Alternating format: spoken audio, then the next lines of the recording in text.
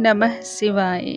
नमस्कार दोस्तों आज के इस वीडियो में हम बात करेंगे प्रदोष व्रत के बारे में। यह दिन भगवान शिव को समर्पित किया गया है। अगर प्रदोष व्रत गुरुवार के दिन पर रहा हो तो इसे गुरु प्रदोष व्रत कहा जाता है।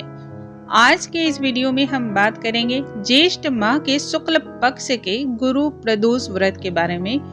दोस्तों, प्रदोष व्रत में भगवान शिव की सच्चे मन से उपासना करी जाए तो इससे मनवांछित फल की प्राप्ति होती है। और इसके साथ ही आपको पूजा का शुभ मुहूर्त भी मैं बताऊंगी। गुरु प्रदोष के व्रत में किए जाने वाले कुछ खास उपाय के बारे में भी आज बात करने वाली हूँ। प्रदोष व्रत अपने आप में ही बहुत ही खास है और इस व्रत को करने वाले अच्छी तरह से जानते हैं कितनी महिमा है इस व्रत को करने से।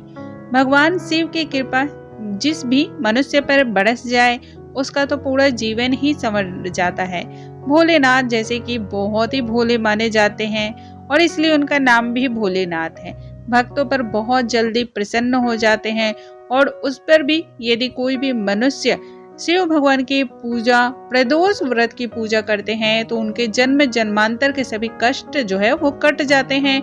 जीवन में सुख समृद्धि और सौभाग्य का वरदान मिलता है। यदि आप इन उपायों को करते हैं तो इससे आपके दाम्पत्य जीवन में जो भी कष्ट परेशानी वाद विवाद होता है उनसे मुक्ति मिलती है और इसके साथ ही आपको संतान का सुख भी मिलता है। यदि किसी भी और तरीके से आप उलझन में रहते हो तो उन सभी चीज़ों से भी आपको मुक्ति मिलती है। घर में यदि लड़ाई झगड़ा होता है तो उन सभी चीज़ों से भी आपको शांति मिलती है। तो आज का ये वीडियो बहुत ही खास है। वीडियो को आप बिल्कुल स्किप ना करें और इसके साथ ही आपको किस तरीके से पूजा करनी चाहिए ये भी मैं आपको बताने वाली हूँ। आइए जानते हैं इसके बारे में।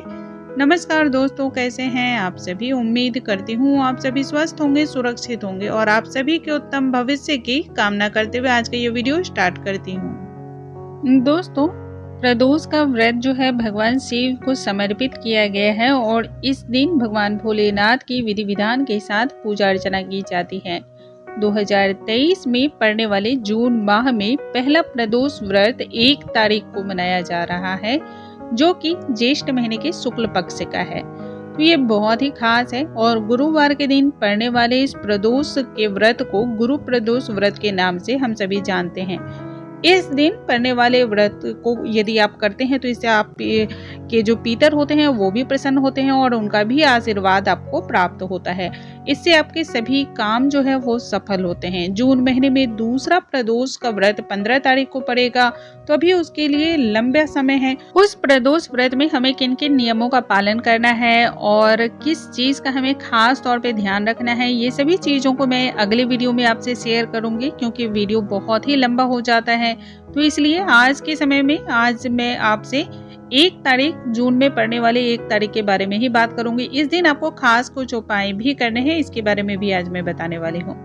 दोस्तों, सबसे पहले तो यदि आज का ये जो गुरुवार का आप प्रदोष का व्रत करते हैं तो इससे आपको भगवान भोलेनाथ का तो आशीर्वाद प्राप्त होता ही है, साथ ही भगवान श्री हरि का भी आपको आशीर्वाद प्राप्त होता है क्योंकि गुरुवार का दिन भगवान श्री हरि भगवान विष्णु को समर्पित किया गया है और उसमें भी द्वादशी का दिन है तो ये बहुत ही खास माना जाता है। और इस व्रत को यदि आप करते हैं सही तरीके से तो आपके जीवन में खुशियों की बहार आ जाती है। ये इतना ही बहुत ही शुभ समय माना जाता है, शुभ संयोग माना जाता है। अब इसके साथ सबसे पहले हम जानते हैं पूजा का मुहूर्त है। तो दोस्तों, पूजा का जो शुभ मुहूर्त है वो है शाम को 7:14 से लेकर रात्रि में 9:16 तक। तो आप पूजा के मुहूर्त को यदि देखते हैं तो 2 घंटे 2 मिनट तक का ये समय है जो कि अपने आप में ही बहुत ही शुभ है। तो इस समय यदि आप पूजा पाठ करते हैं, इसमें भगवान भोलेनाथ को आप याद करते हैं, भजन करते हैं, कीर्तन करते हैं तो इससे आपको विशेष कृपा की प्राप्ति होती है। भगवान विशेष आप पर अपनी दृष्टि डालते हैं। अब इसके साथ ही दोस्तों आपको ये बात तो पता है कि प्रदोष व्रत के दिन आपको करना क्या है। सुबह आपको सूर्योदय से पहले उठकर स्नान आदि कर लें, निश्चित जो भी नित्य क्रिया है उनसे आप निवृत्त हो लें और फिर भगवान भोलेनाथ के समक्ष हाथों में पुष्प और जल लेकर व्रत करने का संकल्प लें। मन ही मन आपको पूरे दिन जो है मानसिक रूप से भगवान भोलेनाथ का जाप करते रहना है, उनके मंत्रों का मानसिक तौर पे जाप करते रहना है। प्रदोष वाले दिन आपको शाम के समय दोबारा स्नान करना बहुत ही जरूरी होता है। बहुत सारे लोग ऐसे हैं जो शरीर से अस्वस्थ रहते हैं और वो दोबारा स्नान ना कर पाते हो, ऐसा भी उनके मन में सवाल आता है। तो ऐसे में क्या करना चाहिए? तो दोस्तों ऐसे में आप गंगा जल का जो है ना छिड़काव कर सकते हैं, या फिर आप अपने पूरे शरीर को जो है किसी भी साफ कपड़े से पोंछ कर और शुद्ध वस्त्र जो होते हैं यानी कि साफ सुथरे वस्त्र को वापस से आप धारण करें, और फिर ऐसे में आपको प्रदोष काल में शिव भगवान की पूजा शुरू करनी चाहिए। भगवान भोलेनाथ की पूजा में पंचामृत का खास महत्व होता है। भगवान भोलेनाथ का आप अभिषेक करें जल से। पंचामृत, दूध, दही, शक्कर, इन सभी चीजों से आप अभिषेक करें, क्योंकि भगवान भोलेनाथ की पूजा में अभिषेक का जो है ना वो खास महत्व होता है, और इससे जो है भगवान भोलेनाथ प्रसन्न भी होते हैं। उसके बाद उन्हें धूप और दीप आप दिखाएं, और जो भी भूल चूक हुई है उसके लिए क्षमा अर्चना आप जरूर करें। तो क्षमा मांगना बहुत ही जरूरी है, क्योंकि हम मनुष्य हैं और हमसे कोई ना कोई गलतियां होती ही रहती हैं। तो अगर कोई भी गलती हो गई हो तो उसके लिए क्षमा जरूर मांगे। अब आपसे मैं शेयर करने वाली हूँ इस दिन किए जाने वाले कुछ खास उपायों के बारे में। यदि आप इन उपायों को करते हैं तो इससे आपके दाम्पत्य जीवन में स्नेह बनी रहती है। इसके साथ ही भगवान हरि का भी आपको विशेष आशीर्वाद प्राप्त होता है। भगवान भोलेनाथ भी प्रसन्न होते हैं।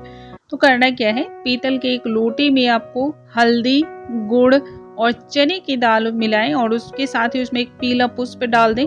अब इस जल को आपको केले के पेड़ की जड़ में अर्पण करना है। यदि आप ऐसा करते हैं गुरु प्रदोष व्रत में, तो भगवान श्री हरि की विशेष कृपा आप पर प्राप्त होती है। शिव मंदिर में जाकर आपको कुछ चीजों का दान करना है, जैसे पीली मिठाइयाँ हो गई या फिर पीले फल हो गए, और इसके साथ ही आप पीतल का भी दान कर सकते हैं। इस उपाय से महादेव की कृपा आपके ऊपर बरसती है। और अच्छी सेहत के लिए आप मंदिर में सूखा नारियल आप दान कर सकते हैं।